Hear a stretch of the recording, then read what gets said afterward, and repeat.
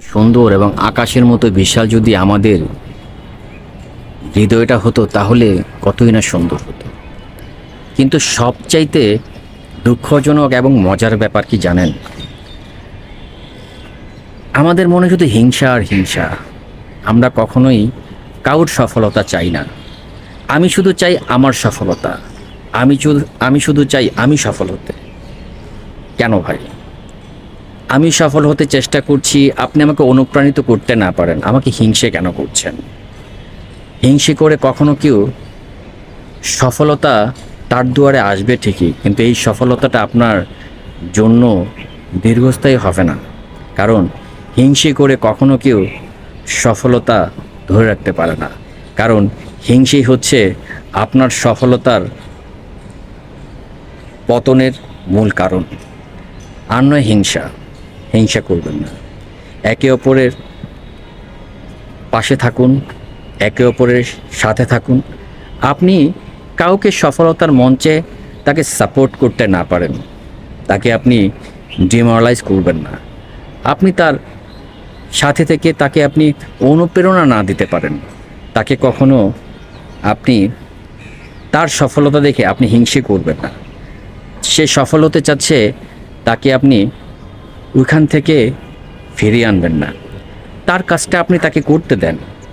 কারণ হিংসেকারীকে আমার মহান আল্লাহ রাব্বুল আলামিন পছন্দ করেন না। কারণ হিংসে করে জীবনে কেউ কখনো সফলতা দীর্ঘস্থায়ী হিসাবে টিকিয়ে রাখতে পারেনি, আর কেউ টিকাতে পারবে না। আমাদের প্রত্যেকটি মানুষের আকাশের মতো যদি সুন্দর করে আমাদের মনটাকে সাজাতে পারতাম, তাহলে কিন্তু আমাদের এই পৃথিবীটার মতোই সুন্দর এবং আকাশের মতো বিশাল আমাদের মনটা হতো। কিন্তু হিংসে হিংসে হিংসে, শুধু আমরা একে অপরে হিংসেই করে বেড়াই। কেন এত হিংসে করেন? কিসের এত অহংকার আপনার? একবার কি ভেবে দেখেছেন এই দুনিয়াতে আপনি এসেছিলেন একা, চলে যাবেন একা? তো কারোর মনে কষ্ট দিয়ে, কারোর মনে আঘাত দিয়ে, কারোর ক্ষতি চেয়ে আপনি মরে গেলে কি নিয়ে যাবেন? ওই মানুষটা আপনার মধ্যে একটি হিংসে রাগ জন্মে যাবে। কখনো কাউকে আঘাত দিয়ে, কখনো কাউকে মনে কষ্ট দিয়ে কখনো কথা বলবেন না। কারণ আপনার কথার কারণে যদি সে কষ্ট পেয়ে যায়, তাহলে কিন্তু আপনার জীবনটা পরকালের জন্য বিষাক্তময় হয়ে উঠবে।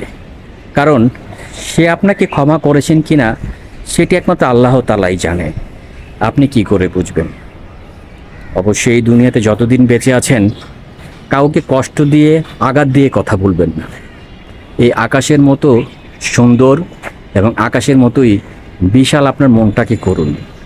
তাহলেই আল্লাহ তাআলার কাছে আপনি একজন প্রকৃত মুমিন বলে গণ্য হবেন। ভালো থাকবেন বন্ধুরা।